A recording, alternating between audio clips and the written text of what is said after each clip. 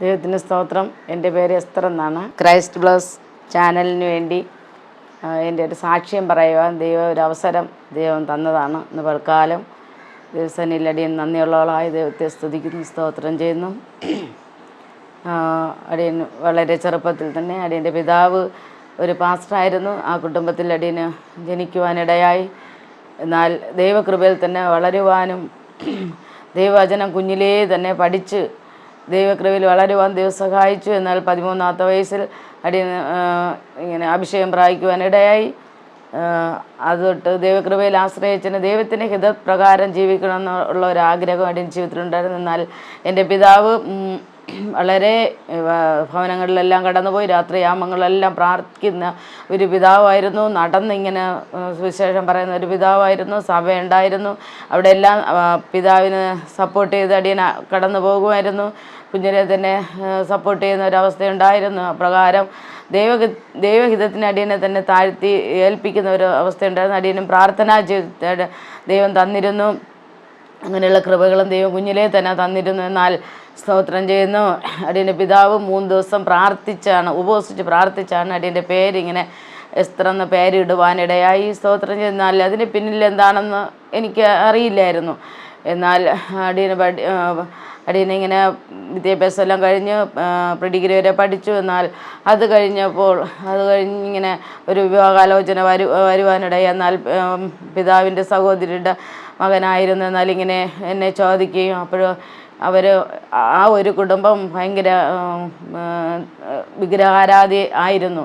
എന്നാൽ എൻ്റെ പിതാവിനോട് ഒന്ന് ചോദിച്ചപ്പോൾ എൻ്റെ പിതാവ് പറഞ്ഞ്, നീ മാനസാന്തരപ്പെട്ട് രക്ഷിക്കപ്പെട്ട് സ്നാനപ്പെട്ട് വന്നാൽ നിനക്ക് ഞാൻ കല്യാണം കഴിച്ച് തരാമെന്ന് പറഞ്ഞു. എന്നാൽ കല്യാണം കഴിക്കാൻ വേണ്ടി ആലയത്തിൽ പോവുകയും വചനം പഠിക്കുകയും സ്നാനപ്പെടുകയും ചെയ്തു. എന്നാൽ ഞാനും അപ്രകാരം കല്യാണ സമയത്ത് ഞാൻ സ്നാനപ്പെട്ടുള്ളൂ. എന്നാൽ അത് എപ്രകാരം എന്ന് പറഞ്ഞാൽ അടിയന് വചനത്തെക്കുറിച്ച് വളരെ ഭയമുണ്ടായിരുന്നു. ഇനി എൻ്റെ ജീവിതത്തിൽ പാപം കടന്നു വരുമോ, എൻ്റെ ജീവിതത്തിൽ എന്ത് സംഭവിക്കുമെന്ന് എനിക്ക് അറിയില്ല. അങ്ങനെ ആ ഭയം കൊണ്ടാണ് അടിയൻ ഇങ്ങനെ സ്നാനപ്പെടാതിരുന്നാൽ. ഞങ്ങൾ രണ്ടുപേരും അടുത്തടുത്ത് ഇങ്ങനെ സ്നാനപ്പെടുവാനിടയായി. സ്തോത്രം. എന്നാൽ അപ്പോസ്തല സഭയിലാണ് ഞങ്ങൾ കടന്നുപോയി ആയിരുന്നത്. നല്ല എൻ്റെ 2 സഹോദരങ്ങൾ ഇളയ സഹോദരങ്ങളായിരുന്നു. അവരും അപ്പൻ്റെ കൂടെയൊക്കെ ആയിരുന്നു. എങ്കിലും അവരൊന്നും രക്ഷയെ ഇങ്ങനെ വരുവാനിടയായില്ല. ഒരാൾ വന്നു എങ്കിലും ഒരു സഹോദരൻ ഇങ്ങനെ രക്ഷയുടെ അനുഭവത്തിൽ വന്നില്ല. സ്തോത്രം. എന്നാൽ അടിയൻ ദൈവകരങ്ങളെ താഴ്ത്തി കൊടുത്തു. ദൈവം എന്താണ് എന്നെക്കുറിച്ച് ആഗ്രഹിക്കുന്നത് അത് ദൈവം ചെയ്യണം. ആ ഭവനത്തിൽ അടിയൻ കടന്നു പോകാൻ ദൈവനിശ്ചയമാണോ ദൈവഹിതമാണോ എന്നിങ്ങനെ ഞാൻ ദൈവത്തോട് കരയുമായിരുന്നു. എന്നാൽ ദൈവപ്രകാരം ദൈവം എന്നെ ഈ വിഗ്രഹാരാധിയായ ആ ഭവനത്തിലേക്ക് എന്നെ കൊണ്ടുവന്നു. സ്തോത്രം. എന്നാൽ കല്യാണം കഴിഞ്ഞൊരു 3 മാസം കഴിഞ്ഞപ്പോൾ ഈ പുള്ളി സ്നാനപ്പെട്ടതെങ്കിലും ആ ഉള്ളിലുള്ള ആ പൈശാചികൻ മുന്നിലേക്ക് വന്നിട്ട് എന്നെ തകർത്ത് കളഞ്ഞാൽ, എന്നെ നശിപ്പിച്ചു കഴിഞ്ഞാൽ മറ്റുള്ള ഈ കുടുംബത്തിലുള്ളവർ ആരും രക്ഷപ്പെടില്ല എന്നാൽ അത് പിശാചിനറിയാം. അപ്പോഴത് പിശാച് മനസ്സിലാക്കിയിട്ട് എന്നെ നല്ലവണ്ണം ഉപദ്രവിക്കാൻ തുടങ്ങി. 7 വർഷം എന്നെ ഭവനത്തിനകത്ത് പൂട്ടിയിട്ടു. നീ ഇനി ഒരു ആലയത്തിലും പോണ്ട എന്ന് പറഞ്ഞ് എന്നെ 7 വർഷം പൂട്ടിയിട്ടു. എന്നാൽ അവിടെ എല്ലാം ഞാനും ദൈവമായിട്ട് ഉള്ള ഒരു ബന്ധമുണ്ടായിരുന്നു. ദൈവമേ, ഞാനോ കുറയണം, 1000 ജീവിക്കണം, ഞാൻ തകർന്നാലും വേണ്ടില്ല, 1000 ജീവിക്കണം എന്നുള്ള ഒരു വചനം എൻ്റെ ജീവിതത്തിൽ എപ്പോഴും ഇങ്ങനെ ഉണ്ടായിരുന്നു. എന്നാൽ ഞാൻ അങ്ങനെ രാത്രി അമ്മങ്ങളിലെല്ലാം ഇങ്ങനെ കരയുകയും പ്രാർത്ഥിക്കുകയും ചെയ്യുമ്പോൾ അതിനും എന്നെ അടിക്കുമായിരുന്നു. നീ എന്തിനാണ് കരയുന്നത്? നീ എന്തിനാണ് കരയുന്നത്? എൻ്റെ ദൈവമാണ് വലുത്, നിൻ്റെ ദൈവമല്ല, എൻ്റെ ദൈവമാണ് വലുതെന്ന് പറഞ്ഞ് പിന്നെയും അടിക്കും. അപ്പോൾ രാത്രിയൊന്നും എനിക്ക് ഉറങ്ങാൻ കഴിയില്ല, ഞാൻ ഉറങ്ങൂല. അപ്പോൾ അത്രമാത്രം പീഡകൾ സഹിച്ചു. എന്നാൽ ഈ ഭവനത്തിനകത്തുനിന്നും പല നിന്ദകളും പരിഹാസങ്ങളും ചെയ്യാത്ത തെറ്റിനും എല്ലാ അപരാധങ്ങളും ഇങ്ങനെ കേട്ടുകൊണ്ടിരുന്നു. ദേശത്ത് ഭയങ്കര നിന്നയുള്ള അവസ്ഥകളായിരുന്നു, നിന്നയായിരുന്നു. എന്നാൽ തലമുറകളെയും ദൈവം അപ്രകാരം തന്നു. തലമുറകളെ തന്ന സമയത്തും പിശാച് നല്ലവണ്ണം അതിനെയും തകർത്ത് കളയുവാൻ നല്ലവണ്ണം നോക്കി. എന്നിട്ടും ഞാൻ ദൈവത്തോട് കരയും, എപ്പോഴും കരയും. എൻ്റെ കണ്ണ് ഇപ്പോൾ ഇത് പറയണമെങ്കിൽ എൻ്റെ ഉള്ളു കരയാണ്, എൻ്റെ ഉള്ളു കരഞ്ഞുകൊണ്ടേയിരുന്നു. ദൈവം എന്താണ് ഈ കുടുംബത്തെ രക്ഷ അറിയണം. ഈ കുടുംബം വിഗ്രഹാരാധിന്ന് എൻ്റെ എൻ്റെ ഭർത്താവും പിന്നെ മാനസാന്തരപ്പെട്ട് വരയണം. മാനസാന്തരത്തിനാണ് ഞാൻ പ്രാർത്ഥിച്ചത്. എന്നാൽ മാനസാന്തരപ്പെട്ട് വരണമെന്ന് പറഞ്ഞു. എന്നാൽ 7 വർഷം കഴിഞ്ഞപ്പോൾ എൻ്റെ ഇവിടുത്തെ ഭർത്താവിൻ്റെ പിതാവ് CSIയിലാണ് പോയിക്കൊണ്ടിരുന്നത്. അവിടെ CSIയിൽ എന്നെ അച്ഛൻ വന്ന് വിളിക്കുമായിരുന്നത്. ഞാൻ പോയിട്ടില്ല, ഞാൻ പോകില്ല. അത് കഴിഞ്ഞ് ഈ അടുത്തൊരു വീട്ടിൽ ഇങ്ങനെ ഭവന പ്രാർത്ഥന വെച്ചപ്പോൾ എന്നെ വിളിച്ചു. ആ വീട്ടിലെ ആരാധനയ്ക്ക് ഞാൻ പോകുമായിരുന്നു. അത് കഴിഞ്ഞിട്ട് ഏജ് സഭയിൽ നിന്ന് പാസ്റ്റർ വന്ന് വിളിക്കുകയും ഏജ് സഭയിൽ നിന്ന് പാസ്റ്റർ വന്ന് ഇങ്ങനെ പല പ്രാവശ്യം വിളിക്കുകയൊക്കെ ചെയ്തു. എന്നാലും എന്നെ വിടൂലായിരുന്നു. ആ ദേവദാസനെ ഇങ്ങനെ ഇറങ്ങി പോകാനൊക്കെ പറഞ്ഞ് വഴക്കൊക്കെ പറയുമായിരുന്നു. അങ്ങനെ എല്ലാം ആയിരുന്നു. അവിടെ എല്ലാ ദിവസവും ഞാൻ കരയുമായിരുന്നു. പിന്നെ അത് കഴിഞ്ഞപ്പോൾ പിന്നെ 2-3 വർഷം കഴിഞ്ഞ ശേഷമാണ് പിന്നെ എന്നെ കുഞ്ഞുങ്ങളെ ആലയത്തിൽ ആരാധനയ്ക്ക് പോകാൻ വിട്ടത്. എന്നാൽ കുഞ്ഞുങ്ങളെ കൊണ്ട് പിള്ളേരെയും കൊണ്ട് ഞാനിങ്ങനെ ചെറിയ ഇടവഴി കുറേ ദൂരം ഇങ്ങനെ നടക്കണം. നടന്ന് ഞാൻ കരഞ്ഞ് നടക്കണത്. ഈ പിള്ളേരെയും കൊണ്ട് നടന്ന് പോവും, നടന്ന് തിരിച്ച് വരും. അങ്ങനെ കരഞ്ഞ് ഇനി കരയാനില്ല അത്രമാത്രം. അതിൻ്റെ പിന്നിലും ഭയങ്കര പ്രതികൂലം. എന്നെ ഇടിയാണെങ്കിൽ സഹിക്കാൻ വയ്യ, അങ്ങനത്തെ ഇടി. ലാസ്റ്റിൽ ഞാൻ ദൈവത്തോട് നിലവിളിച്ച്, കർത്താവേ, എനിക്ക് സഹിക്കാൻ കഴിയില്ല, എൻ്റെ ജീവൻ അങ്ങ് എടുക്കണമേ എന്ന് പല പ്രാവശ്യവും ഞാൻ ഇങ്ങനെ ദൈവത്തോട് നിലവിളിച്ച്. അപ്പോഴെല്ലാം ദേവദാസന്മാരുടെ നിന്ന് ആലോചന കേൾക്കും. ദേവദാസൻ പറയും, നീ ഇനി മരിക്കേണ്ടവളല്ല, നീ അധിക ദൂരം നീ സഞ്ചരിക്കണം എന്നെല്ലാം ഇങ്ങനെ ആലോചന പറയും. അതെല്ലാം കേട്ട് വീണ്ടും ഞാൻ ഇങ്ങനെ പ്രാർത്ഥിക്കും. പ്രാർത്ഥന വരെ നല്ലതായിട്ടുണ്ടായിരുന്നു. ഇതിൻ്റെ അത് കഴിഞ്ഞിട്ട് പല രോഗങ്ങൾ എന്നെ ഇട്ട് ഇങ്ങനെ BP 3 പ്രാവശ്യം വന്ന് മണ്ടേ കയറി ഓർമ്മയില്ലാതെ 4 ദിവസം ഓർമ്മയില്ലാതെ ജനറൽ ഹോസ്പിറ്റലിൽ ഞാൻ കിടന്നു. പിന്നെ എന്നിട്ടും പ്രാർത്ഥനയുണ്ട്. അത് കഴിഞ്ഞു ഞാൻ ഇങ്ങനെ ഓടി ഇങ്ങനെ പോണ സമയത്ത് ഇങ്ങനെ അടിച്ച് കൈ തിരിച്ച് കളഞ്ഞു. അങ്ങനെ പല പിശാച് എന്നെ എങ്ങനെ എല്ലാം തകർക്കാമോ അങ്ങനെ എല്ലാം എന്നെ പക്ഷേ ഞാനും ദൈവവുമായിട്ടുള്ളൊരു ബന്ധം അത് ഞാൻ വിട്ടിട്ടില്ല. ആ വചനം എൻ്റെ ഉള്ളിലുള്ളതുകൊണ്ട് ഇന്ന് ഞാൻ ജീവനോടെ ഇരിക്കണം. ഞാൻ എപ്പോഴും എല്ലാം ഓർത്തിങ്ങനെ എപ്പോഴും കരുതുന്നത് ആർക്കും അറിയില്ല. എൻ്റെ ഭാരം, എൻ്റെ വേദന, ഏത് വിഷയം, ഒരു ചെറിയ വിഷയം ഉണ്ടെങ്കിൽ എൻ്റെ ഉള്ളിൽ അത് വേദന വരും. അത് എൻ്റെ ഭർത്താവിന് പോലും അറിഞ്ഞുകൂടാ.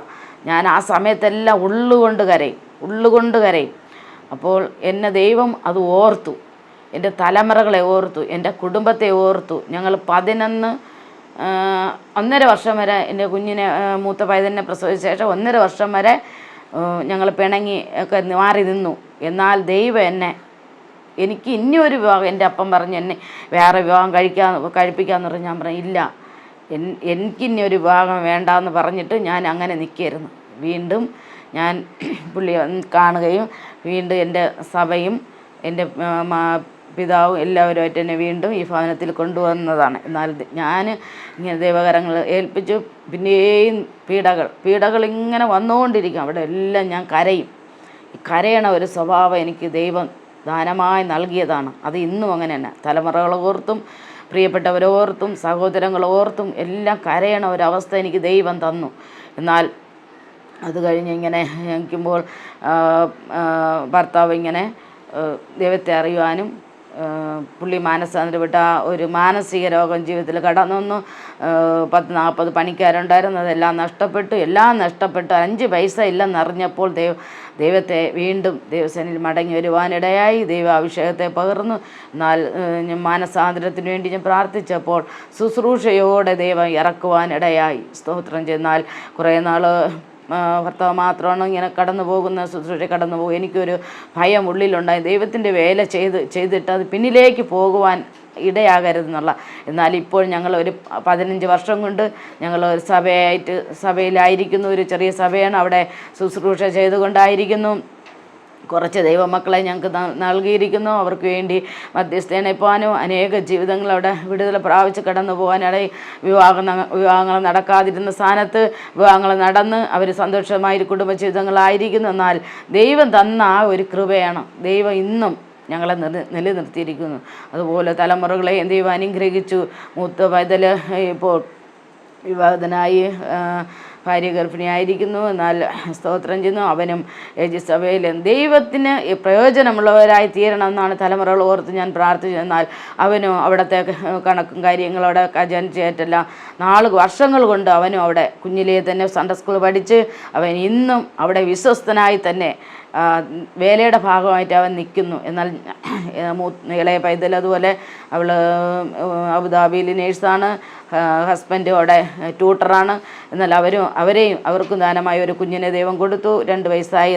ഞാൻ ഇവിടെ വന്നപ്പോൾ അമ്മയുണ്ട്, അപ്പനുണ്ട്, ഭർത്താവിൻ്റെ അമ്മയുണ്ട്, അപ്പനുണ്ട്, 2 ചേച്ചിയുണ്ട്, ഒരു അനിയത്തിയുണ്ട്.